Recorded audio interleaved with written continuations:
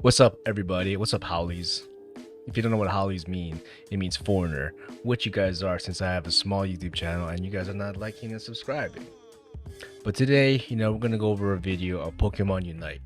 Everyone's argument is, even my friends say, that Pokemon Unite is a pay-to-win game. Now, there's a video from Mr. Who's the Boss, and he claims that mobile games are pay-to-win. And, it's a 22-minute video, and a lot of people in the Pokemon Unite community had some strong opinions about it. Spragos, Chris Heroes, Crashy, and myself. I'm like, I'm not a big person in the Pokemon Unite community, but I've been playing the game since it first came out. So, put some little respect on my name and the FC crew, because we don't, what I'm saying? Not too many people know about us. But anyway, yeah, let's see if this video supports its facts and, supports its theory and idea of Pokemon Unite is a pay-to-win game, or mobile games is a pay-to-win game. And I'll give my opinions about it. Let's check it out. Pokemon, Call of Duty, Diablo Immortal, Raid Shadow Legends. These are just some of the hundreds Before we start, I do play Pokemon and Warzone. of games that are run by scammers, effectively trying to bankrupt you. We're going to expose them for who they are. Ooh. 3 weeks ago, I started playing the incredibly popular mobile game, Pokemon Unite. It seems simple. You're in one team of Pokemon, and your goal is to head to the other side of the map and score goals against the other team of Pokemon. It's completely free to play, and over 100 million people have downloaded the game. But I'd only just finished the tutorial by the time I was slapped with a full-page ad to spend $10 on something called the Unite membership. No way, I thought. So I closed that tab and carried on playing, not realizing at this point that this was all part of a bigger plan to rinse me of everything that I own. It took just 6 more minutes of playtime before I was greeted with this. Alright. See, the game gives Fair you a enough. login bonus every single day that you come back to the game and play. But this pass effectively gives you bonuses on top of that bonus, which actually seemed pretty reasonable for the 60 EOS gems that it cost me, which equates to about $1 in real money. So I bought it. One of the first times I've ever spent money on a free game. And I felt alive. Kind of like how you feel when you manage to nab one of those Amazon Lightning deals just before they run out. Alright. After the first couple of days though, I started to notice that while I was getting plenty of new stuff and constant level ups, and I had been given 4 different Pokemon to play with, I started losing. What do you mean you started losing? Like, a lot. I started to realize that this game was less about skill on the battlefield. The combat is effectively just mashing your different attacks as soon as they become ready to use. It's more about how strong you make your Pokemon before you step foot on the battlefield. Wait, you can't be mashing your skills and expecting to win. You gotta plan out. There takes some skill to it. So, I decided that I needed some held items. Held items are what you equip to your Assault Pokemon vest? to give them improved stats. So, I headed to the shop and I spent about half of the total in-game EOS coins I'd earned so far buying 3 items. One that increases my maximum health, one that gives me health regeneration, and one that increases my damage output. And I thought, finally, my Pokemon is kitted out. I don't have to think about this anymore. I can just play the game. Wait, so this this guy. Wait, so this guy goes with assault vest, AS cookie. No, he went with leftovers, AS cookie, and Elton John's glasses. I mean, not bad, but it's not the So I greatest. charged into battle with my head held high, and I got absolutely demolished.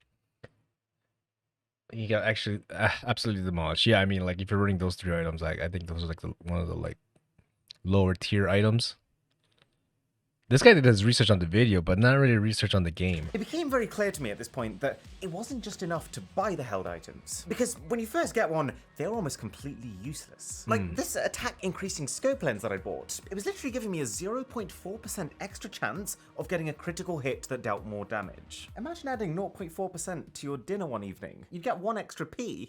In order to become competitive in ranked matches, you actually need to level your items up all the way to grade 30. At which point they will give you a big game-changing buff, like let's say 15% more damage. But the problem is, leveling up your items is a ridiculous process. You can't earn levels with skillful play, you have to buy them with something called item enhancers. But then, these item enhancers are so unbelievably slow to earn through any organic means that I was practically forced to make my second purchase.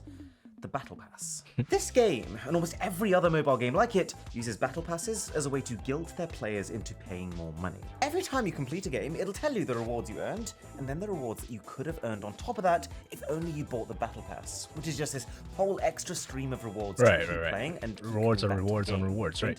In this case, a lot of those rewards just so happened to be what I was looking for. Item enhancers. This was $10 in real money. I bought it because the alternative option was to sign away weeks of my life grinding for it, but I was becoming very aware at this point that I'd already spent more on this game than I had in any mobile game that I'd ever played before. Still, at least now when I was playing, I could guarantee myself a steady supply of new item enhancers so I could remain a competitive battler. Okay. And that's about where you'd expect the story to end, right? Wrong. Because right when I thought that I just paid my way out of my problems is actually when things took the biggest dive. What happened? What happened? Because it's at this point that I realized just how many of these item enhancers I was going to need. See, when you're upgrading your items, all you can see is how many item enhancers it costs to go from the level you're on to the next level. And so when I saw that all of my level 1 items just needed 3 item enhancers to level up, and then I saw that with this battle pass, I could get myself a bundle of 30 item enhancers every few days of playing, I thought that this $10 would easily cover me. Right. Thank you. But what the game didn't tell me was that every single level you go up with your held items, the more item enhancers you need to get to the one after that. So that actually, to get my 3 held items to level 30, it wasn't that I needed 100 or 200 of them, I actually needed no less than 7,761. When I realized this, my jaw 7,761. Okay. Yeah. To put that number into some perspective, in the entire base game of Pokemon Unite, the maximum amount of item enhancers you can possibly earn, without getting into the whole loot box opening system, is 1,535. If I completely maxed out my game of Pokemon Unite, the maximum amount of item enhancers you can possibly earn, without getting into the whole loot box opening system, is 1,535. Okay, yeah. If I completely maxed out my Battle Pass, which is already something that I've paid for on top of that, I could bag myself an extra 360, but I mean, not only would this process take me roughly 150 days of playing every single day to earn, but even with that, I would still need to find a way to get the remaining 5,866 item enhancers that I still needed. But here's the thing. You don't need your items to be at level 30 if you're starting out. 20, it's where it's at. You have the tiers, tier 1, tier 2, tier 3 boost on items. So eventually you would want to get to level 30, but the fastest way to be able to be competitive in a ranked match is to level your items to level 20, because it has that tier 3 boost, which is not that much difference from a level 30 item and level 30 item. And the other thing that he needs to add on is that if you do check your consumable items, they do give you free level 30 items, so you can win matches and grind your way to gain item enhancers to upgrade your items. So yeah, there are things that he's missing out in this video, but let's see if he mentions it. That's when you have almost no option but to turn to the shop. How much do you think this was going to cost me? A simple, almost required mobile game in-app purchase. $100. 100 real money dollars. And if you wanted to max out all of your items, not just the 3 that you currently have equipped, right, $760. $760? Are you kidding me? No! God, please, no! You could probably fly out to Japan, go to the actual Pokemon Center, and buy yourself a real Pikachu for that price. But the scary part of it is that at this point, what choice did I have? I poured so much time and love into my account that I didn't feel like it was an option to just stop playing. It was either I pay $100 or I accept that I will be disproportionately disadvantaged in every few. I mean, that 2-on-1 gameplay right there, nah, dog. Like, that's on you, man. Why would you fight 2 people at one time? You know what I mean? Unless you're like an MMA fighter, then, future game that I ever want to play.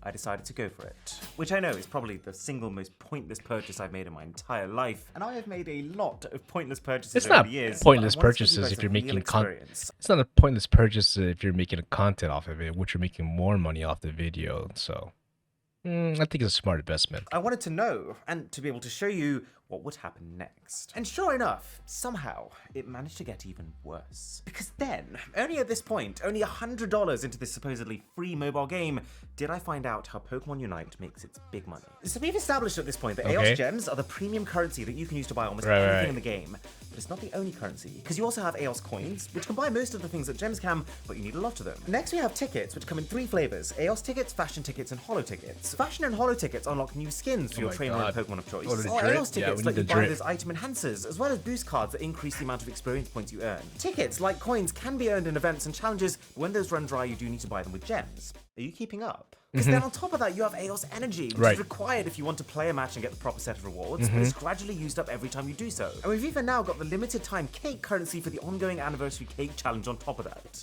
If you hadn't already guessed, after 2 weeks of playing this game, my head was spinning. The game is so unbelievably confusing, to the point of being stressful, and I was about to find out that it is intentionally designed that way. Not to mention that I worked out if I actually wanted to continue to play the game competitively, with full access to all the characters I wanted to use, with a nice selection of outfits for them, and enough energy that I would continue to get rewards for doing so, this game was going to cost me, at the very least, another $1,200 over the next 6 months. Oh shit. So I put the game down, I grabbed my laptop, and I started digging. And this is where I understood just how much I was being and was about to be manipulated, and how widespread these developers, who are effectively scammers, have actually become.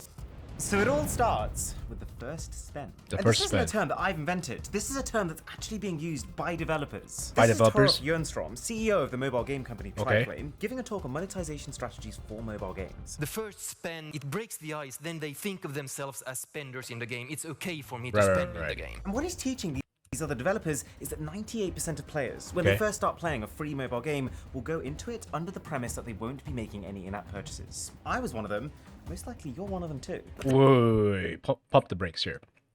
First of all, where are you guys getting these percentages? You know what I'm saying? One thing about college that taught me, you gotta fact check. You gotta cite your sources. Where's the articles? Where's the psychology behind it? I get the marketing scheme. I get the capitalistic society and stuff, all that. But man, you gotta cite your sources. The second that these games can get you to lay down your first dollar, they've effectively broken your barrier. I mean, your willingness to then make further payments will skyrocket. So you need to break the wall first. In hindsight, this must be why Pokemon Unite gave me that super cheap login bonus just 6 minutes after I started playing. They don't care about a dollar. They just wanted to crack me, to turn me from a free player into a spender. And I only realized this after watching this developer talk about it, but the way that the game manipulated me into buying it was through the anchoring technique. By first presenting me with an expensive in-app purchase that they actually knew that I wouldn't buy, that Unite membership, they set my expectations that $10 is about what a set of prizes is worth in this game, which meant that when they then swooped in with that $1 deal to get the login bonus pass, I would have felt foolish for turning it down because of the comparative value. I see. I got played.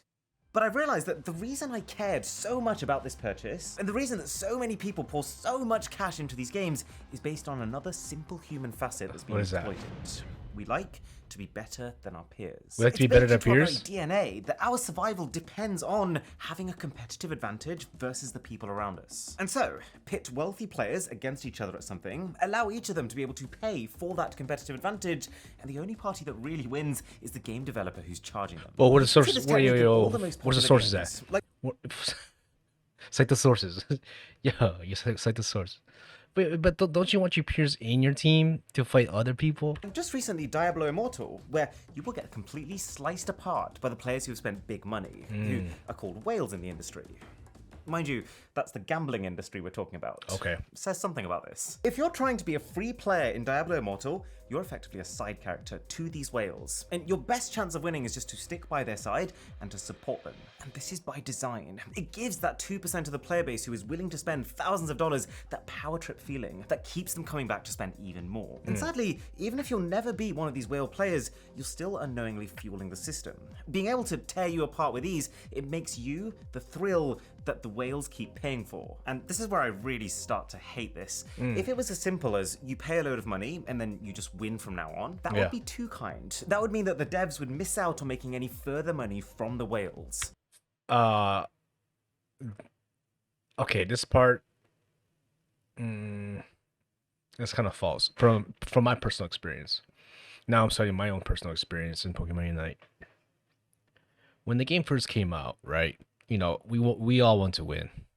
Me and my homies want to win. So I spend about $100, you know, upgrading my item enhancers and I'm not getting item enhancers, upgrading my items to level 30 and so on. And then from season 1, and I just started to keep playing and playing. About maybe a couple battle passes, maybe 1 or 2 battle passes. Then after that, after playing for a few seasons, I was able to save so much item enhancers, tickets, coins, that I was able to I was able to buy a majority of the Pokemon, upgrade all of my items, and now I have too many item enhancer ticket, or I have too many tickets that I can't even use and buy on. So I need Pokemon Unite to come up with more items. You know, throw in more held items. You know, so I can upgrade it to level 30. So this statement right here is not really necessarily true. I wouldn't consider myself as a whale, but I did spend money on the game and I was able to save actually in the long run. So they found a way around that too. What these games do now is, when you pay to make yourself significantly stronger, they'll let you have your first few satisfying wins with noticeably weaker players to stimulate that reward mechanism and for you to associate that purchase with a positive feeling. But once that's over, we'll soon start pitting you against other players who've also spent large sums of money in the game. Thus, always creating this feeling that no matter how much you've already paid, you're always one purchase away from being content, from being better than your peers, but never actually getting there because there will always be people willing to spend even more than you. This is why I felt like no matter how much I was spending in Pokemon Unite, I still... No, you just gotta get good. You feel me? In any game you play, you gotta get good. Do you understand? Let me spell it out. G-E-T-G-U-D.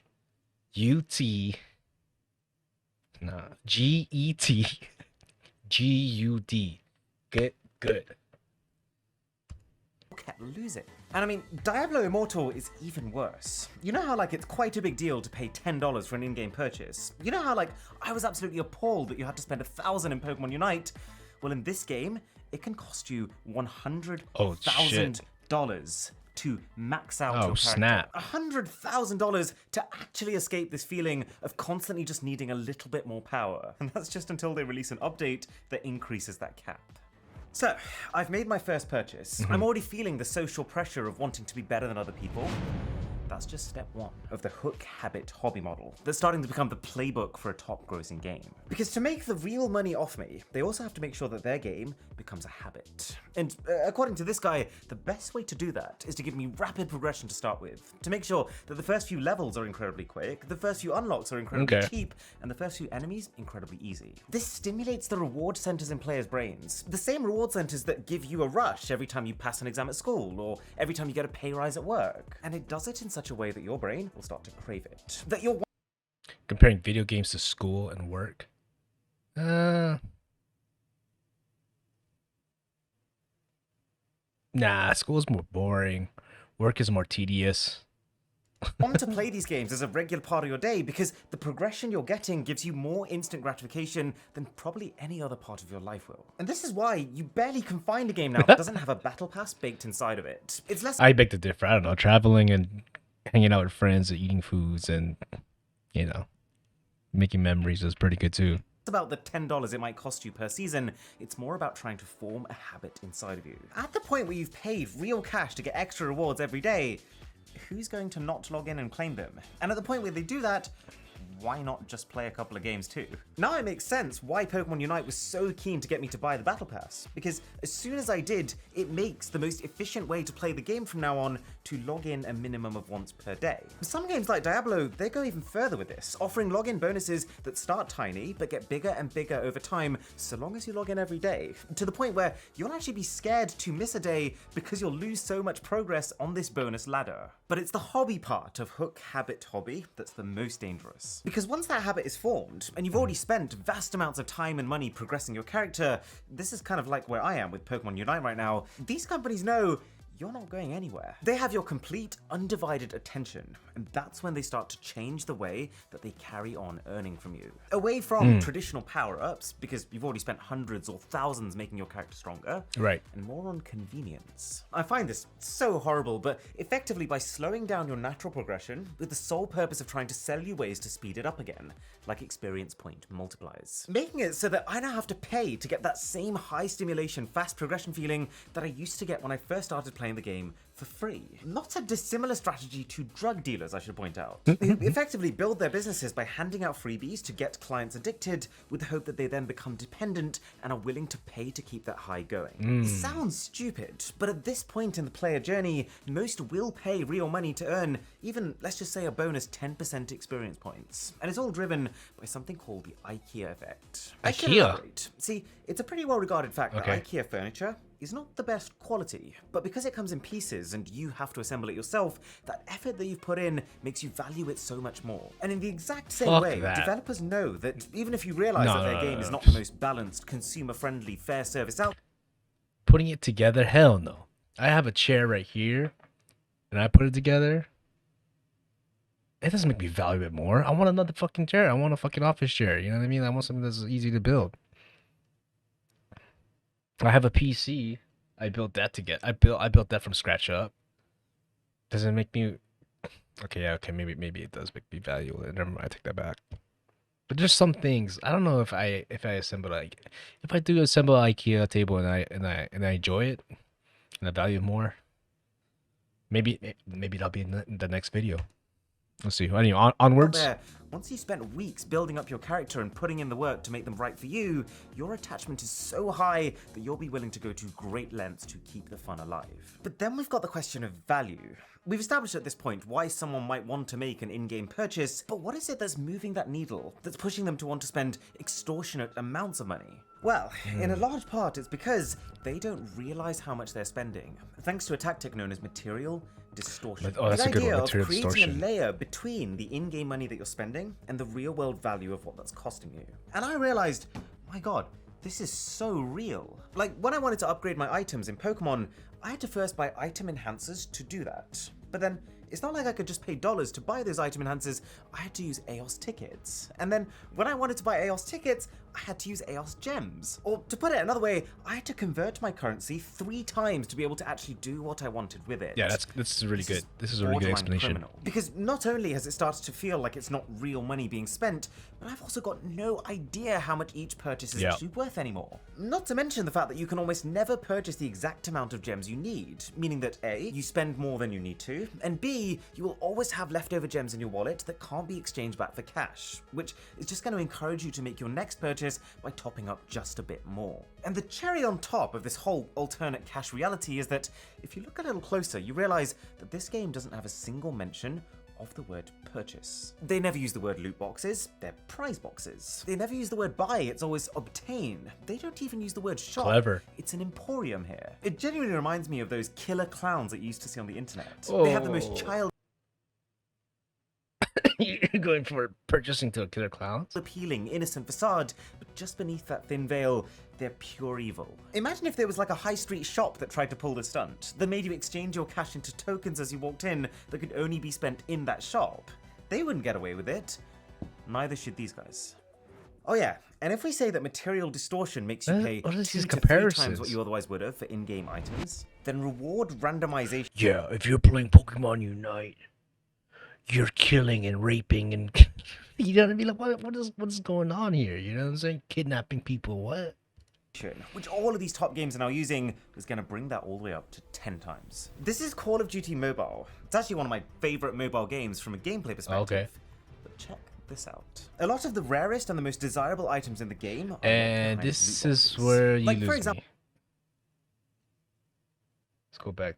I guess we'll, yeah. I really want this Keep gun going. they've got in the middle. It's designed so that when it kills people, it turns them into a shadow. That will win me so much social validation. And it costs 30 premium coins to have Social spent. validation? It's about 50 cents in value. So I head onto the store, I buy myself 420 coins. That should be enough to have 14 runs at this. I'll definitely get that gun. But then I lose the first one, and I realize, huh? The price just went up, and it's going to keep going up every single time I attempt it, from 30 to 40 to 120 to 300 and beyond. It's making me feel like I'm so close to getting it every single time. Like, the pointer will literally sit above and then just slip past the gun I really want. It will also, one by one, put a received marker over everything I have unlocked so far, reminding me of how far I've come and encouraging me to finish it and get everything that the loot box could possibly contain. It's only when I checked the hidden stats that I realized this is not a roulette wheel like it appears. Each I like item the does edit. not not have the same That is chance good. of coming up. But in actuality, the real chance of getting this gun, it starts at literally 0.08%. And it goes up by just 0.01% each time until you've received every other item in the box. Yeah, I might cut this part out the video. 0.08%. That is disgusting.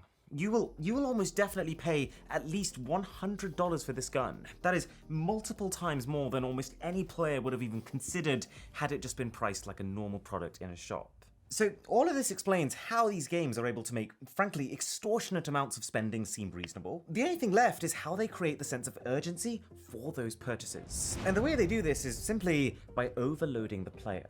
You remember how Pokemon Unite has no less than 7 different currencies, and how I was completely and utterly overwhelmed by all the interlocking systems that came as a result of them? None of those needed to exist. You could have had the exact same game where everything was bought and sold with just the simple EOS coins. The only reason that we had to have 7 currencies is to create multiple separate in-game economies in which you don't just have to be rich in one of them, but all of them to actually succeed. And it's a system. Yeah, but it's the same. It's the same format as any other mobile game, especially like the building society games where they have different ecosystems, trees, water, materials, and stuff like that. You need more of it, energy. You have to buy separate things. So this is nothing new. You know, it's just copying the format that you can't actually beat, because the more resources that you spend on one currency, the more you find that another one becomes your bottleneck. Most games do this through energy. Pokemon Unite has it. And to be honest, the game Raid Shadow Legends system is even more egregious, where every single time you choose to play, you're spending not just your time, but also this virtual energy currency, which you can either wait for stupid amounts of time to recharge on its own, or pay to refill your tank. So, just to be very clear, you have to not just pay to buy your items and level up your character and get your costumes, but also to play the game that's supposed to be free. And at the same time as feeling like you have to spend in every single direction at once, you're also given the feeling that you have to do so quickly. No joke, 90% of purchases you'll be shown in these games, they're all somehow just about to expire. You see timers everywhere, always counting down. There's no reason why this Pokemon costume should need to expire. It's not like the Pokemon company is going to run out of virtual materials to make them. It's literally just to instill you with a sense of fear that if you look away, if you so much as put the game down for too long, you might just miss your dream item forever. And what I've realized is the worst part of how this game stresses you out on purpose is the way that Okay, so there was a Dragon Knight costume, a boxing one. I'm a very big fan of boxing, and I really wanted the costume and the outfit, but I don't really play Dragon Knight, and and as of right now in the game, they don't have that costume anymore. So what he's saying is true, but we'll give it time. We'll see if the costume comes back. I just want to see. Test it out, test out the waters. Because I wasn't gonna try to spend money on that. You feel me? it handles the Pokemon themselves. You unlock access to cool new Pokemon just by playing, which is great. You even get rare and fancy outfits for them. But they're temporary. Unless you pay to keep them, the game takes the stuff it's given to you away from you. And this taps into the very fundamental loss aversion that all humans have. We are biologically coded to disproportionately value something that we own, such that the idea of losing it would cause us more pain than the happiness we would get from obtaining it. So basically this is fear of missing out. And these gaming companies are now using this to replace just having a shop that you can casually browse at your own leisure, for instead allowing you to feel like the thing is yours first and then charging you to not snatch it away from you.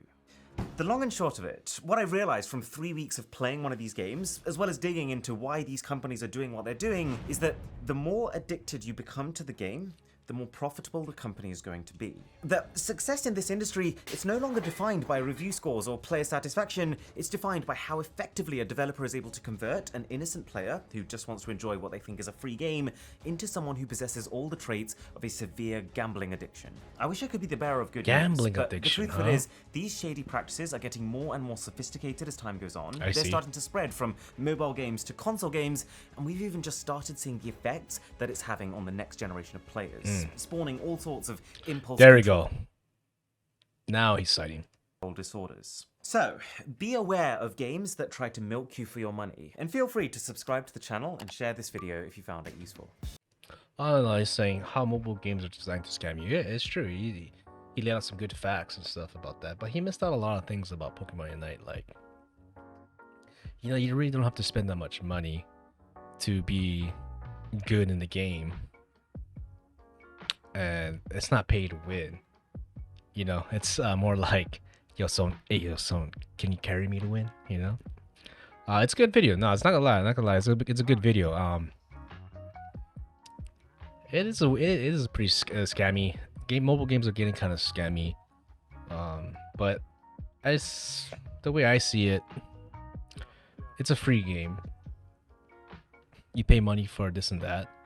As long as you're conscious about it and you know what you're doing and what you're spending on, then that's all that matters. And to be honest, like, we live in a capitalistic society, so it's like, it's not even pay to win. It's more like pay to play. When you think about it, any game costs money to play, and at the free ones, if you want to get better or get stuff, you pay for it. It's so crazy, like the idea of like not paying, you know.